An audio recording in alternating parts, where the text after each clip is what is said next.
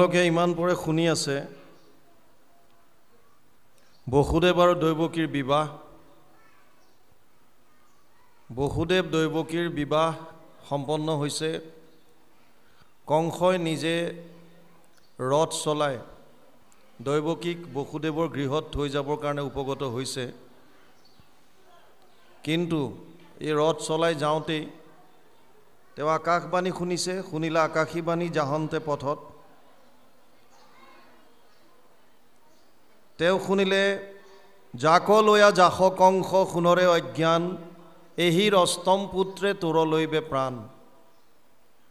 কংসই যেতিয়াই গম পালে যে দৈৱকীৰ অষ্টম গৰ্ভৰ যিটো সন্তান, সেই সন্তানে তেওঁৰ প্ৰাণ কাঢ়ি নিব, লগে লগে তেওঁৰ খাণ্ডাৰ পৰা তৰোৱাল উলিয়াই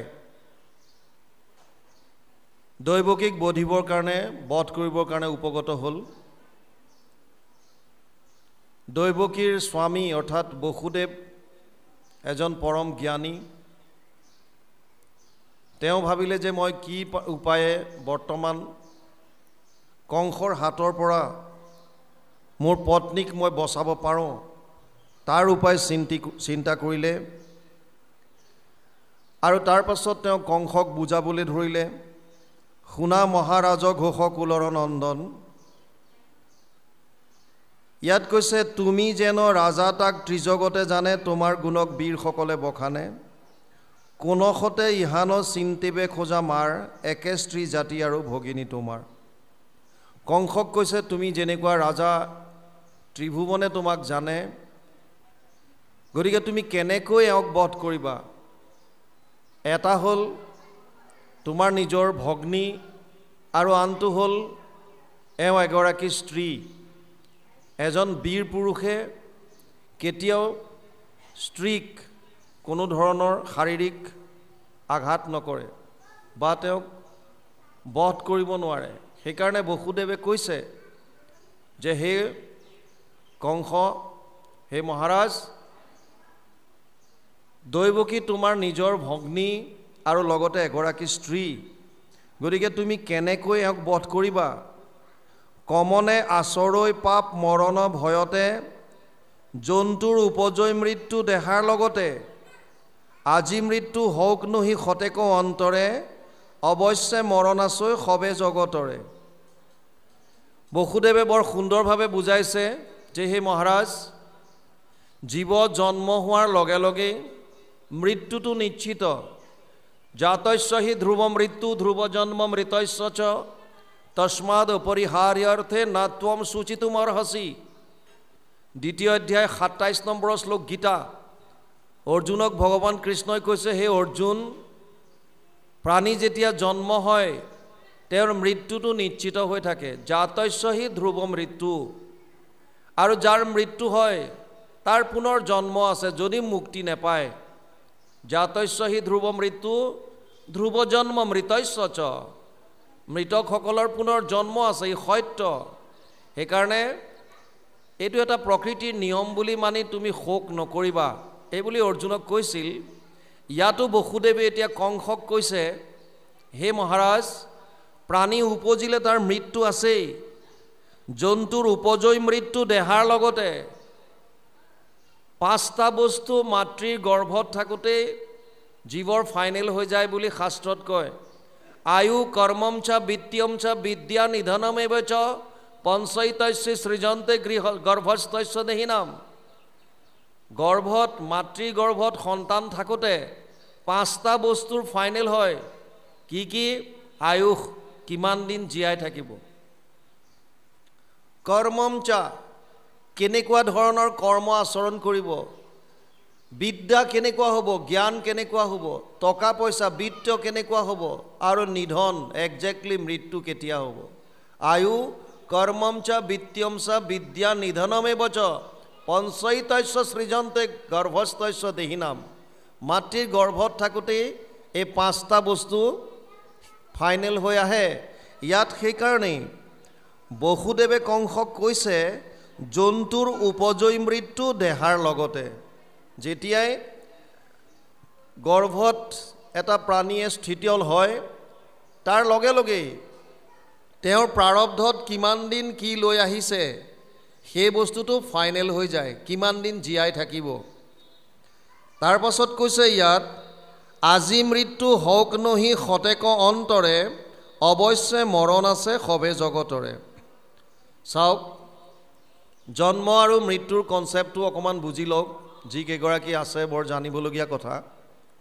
আমাৰ যেতিয়াই জন্ম হয় মৃত্যুটো নিশ্চিত হৈ থাকে। কোনে কিমান দিন আয়ুষত চাউল লৈ আহিছে এইটো প্ৰাৰব্ধত অলৰেডি ফাইনেল হৈ আহে। এতিয়া জন্ম আৰু মৃত্যুটো নিশ্চিত, ইয়াৰ মাজৰ সময়খিনিক জীৱন বুলি কয়। এই জীৱনটো কাৰোবাৰ কাৰণে দীঘলীয়া হয়, কাৰোবাৰ কাৰণে চুটি হয়। মানে কোনোবাই বহুত কম দিন জীয়াই থাকে আৰু কোনোবাই বেছি দীঘলীয়াকৈ জীয়াই থাকে। কিন্তু চিন্তা কৰিবলগীয়া ইয়াত একোৱেই নাই, যিহেতু প্ৰাৰব্ধ যেনেধৰণে লৈ আহিছে আমি সিমান দিনে ইয়াত থাকিব পাৰোঁ। সেইকাৰণে বসুদেৱে বৰ সুন্দৰভাৱে বুজাইছে, আজি মৃত্যু হওক নহি শতেক অন্তৰে, অৱশ্যে মৰণ আছে সবে জগতৰে। যেতিয়াই জন্ম ল'ব তাৰ মৃত্যুটো আছেই, লাগিলে আজি হওক, লাগিলে 100 বছৰৰ পাছত হওক। তাৰ পাছত কৈছে, কৰ্মৰ অধীন জীৱ যেতিক্ষণ যায়, এৰৈ পূৰ্ব দেহা আউৰ শৰীৰক পায়, যেন জোকে তৃণ পাইলে এৰৈ আউৰ তৃণ, জীৱন মৰণ স্বপ্নে এৰে নুহি ভিন্ন। ইয়াত কৈছে কৰ্মৰ অধীন জীৱ যেতিক্ষণে যায়, এৰৈ পূৰ্ব দেহা আউৰ শৰীৰক পায়। আমাৰ মানুহে কৰ্ম অনুসাৰে বিভিন্ন শৰীৰ পায়, বিভিন্ন যোনি পায়। যাৰ যেনেকুৱা কৰ্ম সেই কৰ্ম অনুযায়ী মানুহে বিভিন্ন ধৰণৰ যোনি পায়। আমাৰ কোনেও কৰ্ম নকৰাকৈ থাকিব নোৱাৰে। নাহি কচ্ছিত ক্ষণমপি জাতু তিষ্ঠত্য অকৰ্মকৃত, কাৰ্যতেহি অৱসকৰ্ম সৰ্ব প্ৰকৃতি জেৰ গুণেই। 3 অধ্যায় 5 নম্বৰ শ্লোকত অৰ্জুনক কৈছে, হে অৰ্জুন, কোনো মানুহ কাম নকৰাকৈ এক মুহূৰ্ত থাকিব নোৱাৰে। আৰু কাম কৰিলে তাৰ 3 ধৰণৰ ফল আহে। অনিষ্টম ইষ্টম মিশ্ৰম চ ত্ৰিবিধা কৰ্মনা ফলম। 8 অধ্যায় 12 নম্বৰ শ্লোক গীতা। অৰ্জুনক কৈছে, হে অৰ্জুন, প্ৰত্যেক মানুহে যেতিয়াই কৰ্ম কৰে তাৰ 3 ধৰণৰ ফল আহে। এটা হৈছে ভাল, এটা হৈছে বেয়া, এটা হৈছে মিশ্ৰিত। ভাল ফল যেতিয়া আমাৰ পুণ্য থাকে তেতিয়া আমি স্বৰ্গলৈ যাব পাৰোঁ, দেৱতা হৈ থাকিব পাৰোঁ। কিন্তু কেতিয়ালৈকে? যিমান দিনলৈকে প্ৰাৰব্ধত পুণ্য আনিছে তিমান দিনলৈকে দেৱতাৰ শৰীৰ লাভ কৰিব পাৰিব। তে ত্বম ভুক্ত্বা স্বৰ্গলোক বিশালম, ক্ষীণে পুণ্যে মৃত্যুলোকম বিশন্তি। 9 অধ্যায় 21 নম্বৰ শ্লোক গীতা। তেতিয়ালৈকে স্বৰ্গত থাকিব পাৰিব যেতিয়ালৈকে আপোনাৰ পুণ্য থাকে। যদি প্ৰাৰব্ধত কেৱল পাপ লৈ আহিছে তেতিয়াহ'লে অধোজনী, কীট পতংগ, পোক পৰুৱা, জীৱ জন্তু। আৰু যদি মিশ্ৰিত থাকে তেতিয়াহ'লে মনুষ্যৰ যোনি। সেইকাৰণে মানুহৰ যোনিত সুখ দুখ দুইটা আমি ভোগ কৰিব লাগে। ইয়াত এতিয়া বসুদেৱে কৈছে, কৰ্মৰ অধীন জীৱ যেতিক্ষণে যায়, এৰৈ পূৰ্ব দেহা আউৰ শৰীৰক পায়। কৰ্মৰ অধীন হৈ এটা শৰীৰ যেতিয়া ত্যাগ কৰে আকৌ তেওঁৰ ফল অনুযায়ী বেলেগ এটা শৰীৰ পায়। বাসাংসি জীৰ্ণানি যথা বিহায় নবানি গৃহণতি নৰোপৰাণি, তথা শৰীৰানি বিহায় জীৰ্ণানি অন্যান সংয়াতি নবানি দেহি। 2 অধ্যায় 22 নম্বৰ শ্লোক গীতা।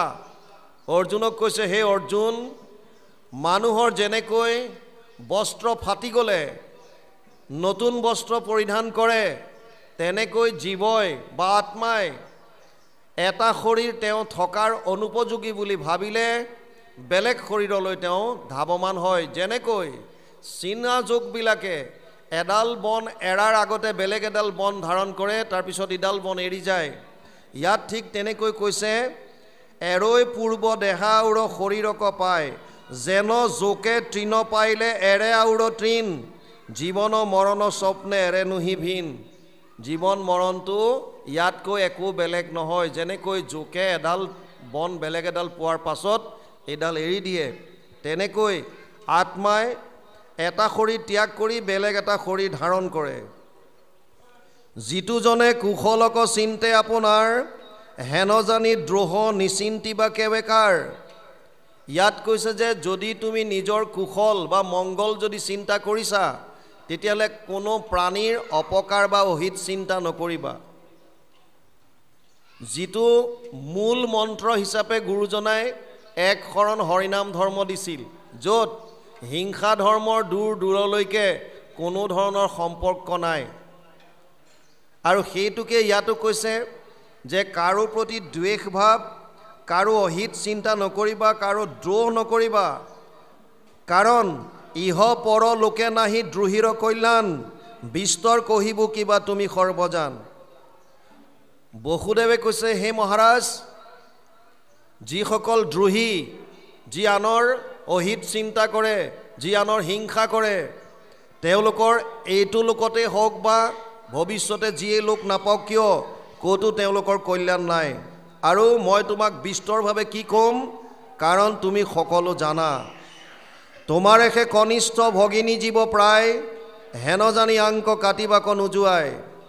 ক্ষমিও ক ৰাজা তুমি দীন দয়াশীল, আগ পাছ চিনাই আৰু বিস্তৰ বুলিল। বসুদেৱে কৈছে তোমাৰ এই কনিষ্ঠ ভগ্নী কোন? দৈৱকী। সেইকাৰণে এওঁক কটাটো উচিত নহয়। সেইকাৰণে অনুৰোধ কৰিছে, হে মহাৰাজ তুমি এওঁক ক্ষমা কৰা। কৰিলা কাকুতি টাংক অনেক কাৰুণে, তথাপিতো দৈৱকীক নেৰিল দাৰুণে। পৰম দাৰুণ কংস ঘাতুক পৰাই, দেখি বসুদেৱে দুনাই চিন্তিলা উপায়। বহুত স্তুতি নতি কৰাৰ পাছতো কংসই একোৱে বসুদেৱৰ কথা নুশুনিলে আৰু দৈৱকীক কাটিবৰ কাৰণে উদ্যত হ'ল। তেতিয়া বসুদেৱে ভাবিলে মই যেনেকৈ হওক, যেতিয়া মানুহ বিপদত পৰে, মৃত্যুৰ সময় আহি যায় বা সংঘাত আহে, বাচিবলৈ চায়। সেইকাৰণে ইয়াত কৈছে যে দেখি বসুদেৱে দুনাই চিন্তিলা উপায়। ইয়ালৈকে গৈছেনে বা আৰু গৈছে? আৰু গৈছে, একোত যাব। যাবে বল বৃদ্ধি থাকে, থিৰ কৰি মন, মৃত্যুক তৰিবে লাগি কৰিব যতন। পুত্ৰক অৰ্পিবো বুলি কংস নিপতিক, ইহাৰ হাতৰ এৰুৱাও দৈৱকী। তাৰপাছত ক'লে যেতিয়ালৈকে বল বুদ্ধি থাকে তেতিয়ালৈকে মৃত্যুৰ পৰা পাৰ পাবৰ কাৰণে আমি চিন্তা কৰিব লাগে। যিমান পৰা যায় সিমানখিনি আমি চেষ্টা কৰাটো উচিত। বসুদেৱে সেইকাৰণে ভাবিলে যে কংসক আৰু শাস্ত্ৰৰ জ্ঞান দি লাভ নাই, কাৰণ তেওঁ মনত যিটো ভাবি লৈছে, যিটো ভয়ত কংস আছে যে দৈৱকীৰ অষ্টম পুত্ৰই মোৰ প্ৰাণ ল'ব। ভাগৱতত দুজন মানুহে আগতীয়াকৈ গম পাইছে, এজন হৈছে পৰীক্ষিত আৰু এজন কংস। পৰীক্ষিতে গম পাইছিল সপ্তম দিৱসতোক তক্ষকে দংশক, বিষ বাহিনী লাগি তোৰ শৰীৰ ভস্ম হওক। 7 দিনৰ দিনা তক্ষকে দংশন কৰিব। আৰু ইয়াত কংসই গম পাইছে যে দৈৱকীৰ অষ্টম পুত্ৰে তোৰ লৈব প্ৰাণ, অৰ্থাৎ দৈৱকীৰ অষ্টম পুত্ৰৰ হাতত তেওঁ প্ৰাণ যাব। দুইজনে মৃত্যুৰ আগজাননী পাইছে, কিন্তু পৰীক্ষিতে সংসাৰৰ প্ৰতি বৈৰাগ্য ভাৱ ধাৰণ কৰি পিতেক জন্মেজয়ক ৰাজ্যভাৰ দি গংগা তীৰত আহি কৃষ্ণৰ চিন্তন কৰিবলৈ ধৰিলে। তাৰ বিপৰীতে কংসই যিটো মৃত্যুৰ চ'ৰ্চ, যিটো উৎস, সেই উৎসটোকে ধ্বংস কৰি দিম বুলি তেওঁ আগবাঢ়িছে। কিন্তু যাৰ যেতিয়া মৃত্যু আহিব কোনেও তাৰ পৰা ৰক্ষা পাব নোৱাৰে। পৃথিৱীত এনেকুৱা কোনো নাই যি মৃত্যুৰ পৰা হাত সাৰিব পাৰিছে। সেইকাৰণে আমি বাৰে বাৰে কৈছোঁ, জাতস্য হি ধ্ৰুৱ মৃত্যু ধ্ৰুৱ জন্ম মৃতস্য চ। যাৰ মৃত্যু যেতিয়া কাৰোবাৰ জন্ম হৈছে জীৱৰ, তাৰ মৃত্যুটো নিশ্চিত। এতিয়া ইয়াত বসুদেৱে ভাবিলে মই এটা কাম কৰোঁ যে মোৰ যিমান জন্ম হ'ব পুত্ৰ, এই পুত্ৰখিনি কংসৰ হাততে গতাই দিম বুলি এটলিষ্ট বৰ্তমান সময়ত মই দৈৱকীৰ প্ৰাণটো ৰক্ষা কৰোঁ, এই বুলি ভাবিছে। ইয়ালৈকে পদে গৈছে। আৰু নাই কিবা দৈৱকীৰ গৰ্ভে পুত্ৰ নোপজয়, কিবা কংস মৰি আগে যায় জমালয়। কংসু যেবে নমাৰয় পুত্ৰ হৈ জাত, তাৰে হাতে হৈ কিবা আৰে কন্ধপাত। ইয়াত তেওঁ ভাবিছে যদি বৰ্তমান সময়ত মই কিবা এটা কৰি পুত্ৰ সমৰ্পণ কৰি দিওঁ বুলি, দৈৱকীৰ যদি মই প্ৰাণটো ৰক্ষা কৰিব পাৰোঁ, তেতিয়াহ'লে এইটোতো গেৰেণ্টি নহ'বও পাৰে যে কিবা দৈৱকীৰ গৰ্ভে পুত্ৰ নোপজয়। কিজনী দৈৱকীৰ গৰ্ভত পুত্ৰ জন্মই নহয়। কিবা কংস মৰি আগে যাই জমা লয়। কিজনী কংস অষ্টম পুত্ৰ হোৱাৰ আগতেই মৃত্যু হয়। কংস যেবে নমৰয় পুত্ৰ হোৱে জাত। যদি কংস মৃত্যু নহয় আৰু পুত্ৰ যদি জন্ম হয়, তাৰ হাতে হৈ কিবা আৰে কন্ধপাত। কিজনী তেতিয়া মোৰ পুত্ৰৰ হাততেই কংসৰ বধ হয়। এই বুলি মনতে জল্পনা কল্পনা কৰি যেনেকৈ হওক দৈৱকীৰ প্ৰাণ ৰক্ষা কৰিবৰ কাৰণে চিন্তা কৰি কংসক ক'লে যে মই তোমাক মোৰ যিমান পুত্ৰ জন্ম হ'ব এই পুত্ৰখিনি তোমাৰ হাতত তুলি দিম। ইয়ালৈকে গৈছে, তাৰপিছত কি আহে চাওঁ। কৃষ্ণ হে ৰাম যে কোনে বুজিবে কবিপ ঋত দৈৱ গতি এন পৰামৰিষ কৰিয়া মহামতি দহে অন্তৰ্গতে মন মুখত সন্ত ঘাটুক কংস কহেন শুনাই বুলি লন্ত। এ ৰাম নাম শুনিলা ৰাজা যেন আকাশী বচন দৈৱকীত হন্তে নাহি তোমাৰ মৰণ। তাহান পুতত যেবে ভৈল মৃত্যু ভয় সুপিবুটো মাতে উপ জিলে পুত্ৰ ছয়। হেন শুনি দৈৱকী ক এৰি মহাবলী পৰিৱৰ্তী আপোন গৃহক গৈলা চলি। দেখিব সুদেৱ মনে মহাতুষ্ট ভৈলা ভাজায়ে সহিতে নিজ মন্দিৰক গৈলা। কটু দিন অন্তৰে দৈৱকী মহাধন্যা জনিলন্ত অষ্ট পুত্ৰ আৰু এক কন্যা। কীৰ্তিমন্ত নামে পুত্ৰ ভৈল প্ৰথমত বসুদেৱে দিলা নিয়া কংসৰ হাতত। এৰিলন্ত পুত্ৰ স্নেহ অসত্য কদৰে কোন দুষ্ট আছৈ হৰি ভকতৰে। যিজনৰ মন মগ্ন ভৈল কৃষ্ণ পাৱে আন কোন বস্তু সিটো মুখ কোন চাৱে। কৃষ্ণ পদে কৈছে কোনে বুজিবে ক বিপৰীত দৈৱ গতি হেন পৰামৰিষ কৰিয়া মহামতি দহে অন্তৰ্গতে মন মুখত শাসন্ত ঘাটুক কংসক হেন শুনাই বুলি লন্ত। বসুদেৱে যেতিয়া দেখিলে যে উপায় নাই, কোনো কাৰণ নাই, দৈৱকীক যেতিয়া মাৰিবৰ কাৰণে কংস উদ্যত হ'ল, গতিকে মনটো যেতিয়াও তেওঁ দুখেৰে ভৰি আছে দহে অন্তৰ্গতে, কিন্তু মুখত হাঁহি লৈ তেওঁ কংসক ক'লে, কি ক'লে? শুনিলাহা ৰাজা যেন আকাশী বচন দৈৱকীত হন্তে নাহি তোমাৰ মৰণ। হে মহাৰাজ, তুমি যিটো আকাশী বাণী শুনিছা তাততো তোমাক দৈৱকীৰ হাতত মৃত্যু আছে বুলি কোৱা নাই। তোমাক কৈছে যে দৈৱকীৰ অষ্টম পুত্ৰে তোৰ লৈব প্ৰাণ, মানে দৈৱকীৰ পৰা তোমাৰ মৃত্যু নাই।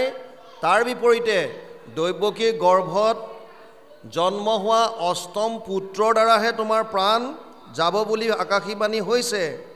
গতিকে ইয়াত কৈছে তাহান পুত্ৰত যেবে ভৈল মৃত্যু ভয় সুমপিপু তোমাতে উপজিলে পুত্ৰ ছয়। যিহেতু দৈৱকীৰ পৰা তোমাৰ কোনো প্ৰাণৰ সংশয় নাই, তেওঁৰ সন্তানৰ পৰাহে আছে, গতিকে মই জন্ম হোৱাৰ লগে লগে সেই সন্তানসমূহক তোমাৰ ওচৰত আহি অৰ্পণ কৰিম। হেন শুনি দৈৱকীক এৰি মহাবলী পৰৱৰ্তী আপোনাৰ গৃহক গৈলা চলি। এই কথাটো শুনাৰ পাছত কংসই দৈৱকীক এৰি নিজৰ ঘৰলৈ গুচি গ'ল। দেখি বসুদেৱ মনে মহাতুষ্ট ভৈলা, ভাৰ্যায়ে সহিতে নিজৰ মন্দিৰক গৈলা। এই কথাখিনি শুনাৰ পাছত বসুদেৱ তুষ্ট হ'ল, সন্তুষ্ট হ'ল আৰু দৈৱকীক লগত লৈ নিজৰ ঘৰলৈ গ'ল। কতদিন অন্তৰে দৈৱকী মহাধন্যা জনিলন্ত অস্ত্ৰপুত্ৰ আৰু এক কন্যা কীৰ্তিমন্ত নামে পুত্ৰ ভৈল প্ৰথমত বসুদেৱে দিলা নিয়া কংসৰ হাতত।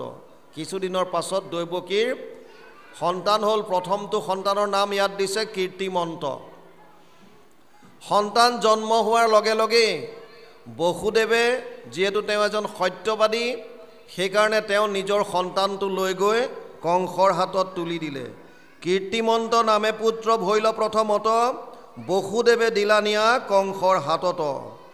কাৰণ যিহেতুকে তেওঁ এই সত্যটো কৈ পেলাই যে মোৰ সন্তান হ'লে তোমাৰ হাতত তুলি দিম, মাত্ৰ তুমি দৈৱকীক বৰ্তমান এৰি দিয়া, সেইকাৰণে বসুদেৱে নিজৰ সত্য ৰাখিবৰ কাৰণে, নিজৰ অংগীকাৰ ৰাখিবৰ কাৰণে নিজৰ পুত্ৰকে লৈ গৈ কংসৰ হাতত তুলি দিলে। এৰিলন্ত পুত্ৰ স্নেহ অসত্যক দৰে কোন দুষ্ট যাচৈ হৰি ভকতৰে। তেওঁ নিজৰ পুত্ৰৰ স্নেহ এৰি দিছে। ইয়াততো লিখিছে ভাগৱতে যে হৰি ভকতৰ কাৰণে এনেকুৱা দুষ্ট কি আছে, তেওঁলোকে কৰিব নোৱাৰা কাম কি আছে। কোনো বস্তুলৈ হৰি ভকতসকলে ভয় নকৰে। প্ৰতিটো মুহূৰ্তত তেওঁলোক ৰেডি থাকে। যিকোনো কাৰণত তেওঁলোকে নিজৰ প্ৰাণ দিবৰ কাৰণে কোনো ধৰণৰ মনত সংশয় নাই। আপোনালোকে জানে দধীচি মুনিয়ে নিজৰ শৰীৰ ত্যাগ কৰিছিল দেৱতাসকলক ৰক্ষা কৰিবৰ কাৰণে। যেতিয়া বৃত্তাসুৰৰ ভয়ত দেৱতাসকলে গৈ ভগৱান বিষ্ণুৰ ওচৰত যেতিয়া শৰণ লৈছিল, প্ৰভু ভগৱন্তই কৈছিল যে বৃত্তাসুৰক বধ কৰিবলৈ এপাত বজ্ৰ নিৰ্মাণ কৰিব লাগিব আৰু সেই বজ্ৰ নিৰ্মাণ হ'ব দধীচিৰ অস্থিৰ দ্বাৰা। তেতিয়া দেৱতাসকল দধীচি মুনিৰ ওচৰলৈ গৈছিল আৰু দধীচিক কৈছিল যে হে মুনিবৰ, আমাক ৰক্ষা কৰা তোমাৰ শৰীৰ দান কৰি। আৰু দধীচি মুনিয়ে দেৱতাসকলক ৰক্ষা কৰিবৰ কাৰণে নিজৰ শৰীৰ দান দিছিল আৰু তেওঁৰ অস্থি লৈ গৈ বিষ্ণু তেজৰ সৈতে বজ্ৰ তৈয়াৰ কৰিছিল, পাছত বৃত্তাসুৰক বধ কৰিছিল। হৰি ভকতৰ কাৰণে দুষ্টেজ একো নাই। ইয়াত বসুদেৱে নিজৰ কথা ৰাখিবৰ কাৰণে, নিজৰ সত্য ৰাখিবৰ কাৰণে নিজৰ পুত্ৰ, প্ৰথম পুত্ৰক নি কংসৰ হাতত তুলি দিছে। গতিকে হৰি ভকতৰ কাৰণে একো দুষ্ট ইয়াত নাই বুলি কৈছে। যিজনৰ মন মগ্ন ভৈল কৃষ্ণ পাৱে, আন কোনো বস্তু সিটো মুখ্যকো নাচাৱে। যিজনে কৃষ্ণৰ চৰণত এবাৰ শৰণ ল'লে তাৰ কাৰণে আনটো বেলেগ কথা, ই মুখ্যকো নিবিচাৰে। সেইকাৰণে মহাপুৰুষ মাধৱদেৱে কীৰ্তনৰ প্ৰথমতেই লিখিছে মুক্তিটো নিস্পৃহা যিটো সেহি ভকতক নমো বুলি। মই সেইজন ভকতক নমস্কাৰ কৰোঁ যিজনৰ মুক্তিৰ প্ৰতিও, মুখ্যৰ প্ৰতিও কোনো স্পৃহা নাই। আৰু ইয়াত কৈছে হৰি ভকতে আনটো চব সামান্য কথা, তেওঁলোকে মুক্তিৰ প্ৰতিও কোনো ধৰণৰ ইচ্ছা নাই। যিজনৰ মন মগ্ন ভৈল কৃষ্ণ পাৱে, আন কোনো বস্তু সিটো মুখ্যকো নাচাৱে, তেওঁলোকে মুক্তিৰো বাঞ্ছা নকৰে। ইয়ালৈকে গৈছে, তাৰপিছত অকণ যাওক। কৃষ্ণ পদে কৈছে মায়াৰ ৰচনা পুত্ৰ বাৰ্যা ধনজন, জানি সবে তেজী ভজা কৃষ্ণৰ চৰণ। যিমান ধন টকা পইচা পুত্ৰ পত্নী পৰিবাৰ আছে, এই সকলো মায়াৰ ৰচনা। তিনিটাই মূল তত্ত্ব আছে।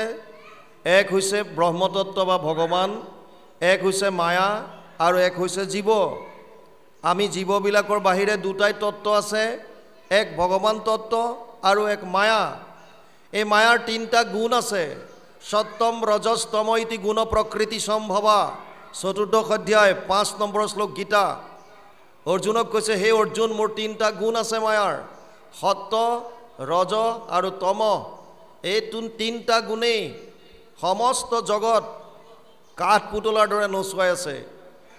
ইয়াত কৈছে এই মায়াৰে ৰচনা হৈছে পুত্ৰ ভাৰ্যা ধন জন সকলো। আৰু মায়া যিমানবিলাক মায়াৰ বস্তু আছে অবস্তুক দেখাওয়াই বস্তুক আৱৰি এহিকে মোহৰ মায়া জানা নিষ্ট কৰি। ভাগৱতত কৈছে মায়া মানে যি অবস্তুক বস্তু কৰি দেখুৱায়। গতিকে যিটো প্ৰকৃততে সত্য নহয় তাকে আমাৰ ওচৰত সত্য হিচাপে দেখুৱায়। য'ত প্ৰকৃততে আনন্দ নাই তাতে আনন্দ আছে বুলি আমাক দেখুৱায় আৰু তাৰ পাছতে আমি ঘূৰি আছোঁ। সেইকাৰণে ভাগৱতে কৈছে মায়াৰ ৰচনা পুত্ৰ ভাৰ্যা ধন জন জানি সবে তেজী ভজা কৃষ্ণৰ চৰণ। সেইকাৰণে কৈছে সকলো ত্যাগ কৰি কৃষ্ণৰ চৰণত আহা। ভাগৱতৰ মই প্ৰথমে কৈছিলোঁ 10টা লক্ষণ। অত্ৰ স্বৰ্গ বিসৰ্গ স্থানম পোষণম উতয় মনন্তৰ এশ অনুকথা নিৰোধ মুক্তিৰ আশ্ৰয়। 2:10 দ্বিতীয় স্কন্ধ 10ম অধ্যায় 1ম শ্লোক ভাগৱত। যদিও কৈছে 10টা লক্ষণৰ কথা, ভাগৱতৰ মূল উদ্দেশ্য হৈছে আশ্ৰয়, অৰ্থাৎ 10ম লক্ষণটো আমি শৰণ ক'ত ল'ম, আশ্ৰয় ক'ত ল'ম। দশমৰ্থ বিশুদ্ধ্যাৰ্থম নবানিমিহ লক্ষণম বৰ্ণয়ন্তি মহাত্মান শ্ৰুতেন অৰ্থেন চাঞ্জসা। 2:10 দ্বিতীয় স্কন্ধ 10ম অধ্যায় 2 নম্বৰ শ্লোক ভাগৱত। তাত কৈছে 10ম স্কন্ধটো প্ৰতিপন্ন কৰিবৰ কাৰণে বাকী 9টা লক্ষণ বৰ্ণনা কৰিছে। আৰু 10মত কি আছে? আশ্ৰয়। আমি আশ্ৰয় ক'ত ল'ম? এখন দেশত এজন ৰজা আছিল। ৰজাজনৰ কোনো উত্তৰাধিকাৰী নাছিল আৰু ৰজাজন সদায় চিন্তাত থাকে। আমাৰ হাতত যিটো বস্তু নাথাকে আমি তাত সুখ থাকে বুলি ভাবোঁ।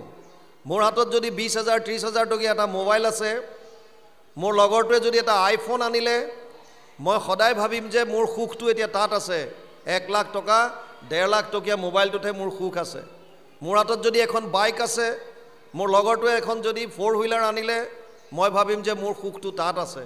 আমাৰ যিটো বস্তু হাতত নাথাকে আমি তাত সুখটো আছে বুলি ভাবি থকা বস্তুটোৰ আনন্দ আমি ল'ব নোৱাৰোঁ। এই ৰজাজনৰ এজন ৰজা, এখন ৰাজ্যৰ চব আছে কিন্তু সন্তান নাই।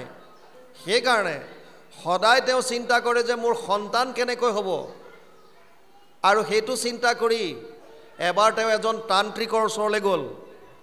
তান্ত্ৰিকজনক সুধিলে যে মোৰ উত্তৰাধিকাৰী নাই, কিবা উপায় আছেনে যিটো কৰিলে মই মোৰ উত্তৰাধিকাৰী পাম বা মোৰ সন্তান জন্ম হ'ব।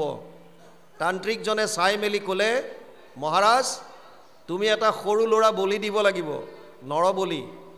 যদি তুমি এটা সৰু ল'ৰা যদি বলি দিব পাৰা তেতিয়াহ'লে তোমাৰ এটা সন্তান হ'ব। মহাৰাজজন ধাৰ্মিক আছিল। তেওঁ ক'লে যে মই মোৰ সুখৰ কাৰণে কোনো এগৰাকী মাতৃৰ কোলাৰ পৰা সন্তান এটা কাঢ়ি আনি বলি দিব নোৱাৰোঁ। তান্ত্ৰিকজনে ক'লে তেতিয়াহ'লে তোমাৰ উত্তৰাধিকাৰী হোৱাটো অসম্ভৱ। লোভত পৰিলে মানুহে বিভিন্ন ধৰণৰ কাম কৰে। সেইকাৰণে গীতাত কৈছে ত্ৰিবিধম নৰকস্যেদম দ্বাৰম নাশনম আত্মন কাম ক্ৰোধস তথা লোভস তস্মাদ এতত্ৰয়ম ত্যজেত। 8ম অধ্যায় 21 নম্বৰ শ্লোক গীতা।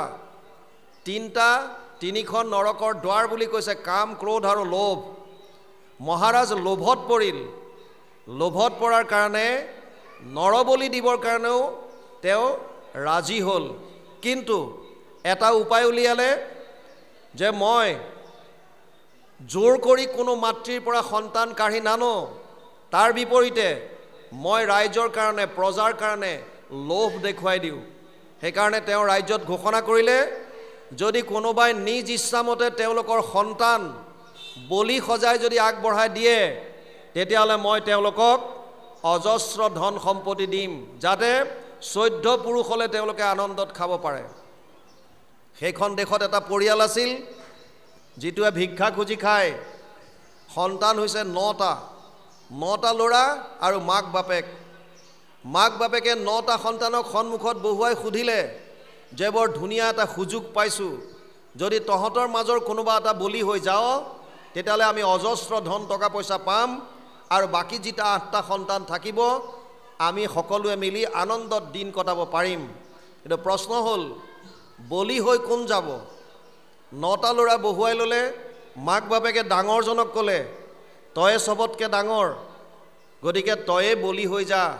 সি ক'লে মই নাযাওঁ, জন্ম দিয়াটো তহঁতে যেনেকৈ আমাক দিলি, গতিকে মোৰ ভৰিত থিয় হোৱালৈ দিব পৰালৈকে আমাক তুলি তালি ডাঙৰ দীঘল কৰাটো তহঁতৰ কৰ্তব্য, গতিকে যেতিয়ালৈকে আমি নিজৰ ভৰিত থিয় নহওঁ তেতিয়ালৈকে তহঁতে তুলি তালি আমাক ডাঙৰ দীঘল কৰ, মই কোনো কাৰণত বলি হৈ যাব নোৱাৰোঁ। এটা এটাকৈ সুধিলে, 8টা ল'ৰাই মানা কৰি দিলে। একেবাৰে সৰু ল'ৰাটোৰ বয়স হ'ব 7 বছৰমান। ই সৰু এপা ভকতৰ লগত থাকি ভাল পায়, ভাগৱত শ্ৰৱণ কৰি ভাল পায়। মাক বাপেকে এই সুবিধাটোক ভাগৱতৰ প্ৰতি থকা বা ধৰ্মৰ প্ৰতি থকা তাৰ এই শ্ৰদ্ধাটোক দুৰ্বলতা হিচাপে ল'লে আৰু ল'ৰাটোক ক'লে যে বোপাই তইতো ভাগৱতৰ চব কথা শুনিছ? ই ক'লে শুনিছোঁ। দধীচি মুনিৰ কাহিনীটোতো শুনিছ, কেনেকৈ দেৱতাসকলৰ কাৰণে দধীচিয়ে নিজৰ শৰীৰ ত্যাগ কৰিছিল? বোলে শুনিছোঁ। তয়ো আজি দিন আহি গ'ল তোৰ পৰিয়ালটো ৰক্ষা কৰিবৰ কাৰণে, ককায়েৰহঁতৰ লগতে মা দেউতাক ৰক্ষা কৰিবৰ কাৰণে তোৰ শৰীৰটো তই ত্যাগ কৰ। সি ক'লে যে মই কৰাত একো আপত্তি নাই, মোৰ এটা চৰ্ত আছে, চৰ্তটো তহঁত দুটাই মানিব লাগিব। মাক বাপেকক ক'লে। মাক বাপেকে ক'লে কি চৰ্ত? ক'লে যে মোক আদেশ কৰ, মোক আদেশ দে যে তই যা বুলি। কাৰণ পিতৃবাক্য পালি ৰামচন্দ্ৰই 14 বছৰ বনবাস কাটিছিল, পিতৃবাক্য পালি পৰশুৰামে মাতৃ ৰেণুকাৰ ডিঙি কাটিছিল। সেইকাৰণে কৈছে ময়ো তহঁতৰ বাক্য পালন কৰিবৰ কাৰণে বলি হৈ যাম, কিন্তু মোক আদেশ কৰ। মাক বাপেকে তত্ত্বটো বুজি নাপালে আৰু ক'লে তোক আদেশ কৰিছোঁ তই যা।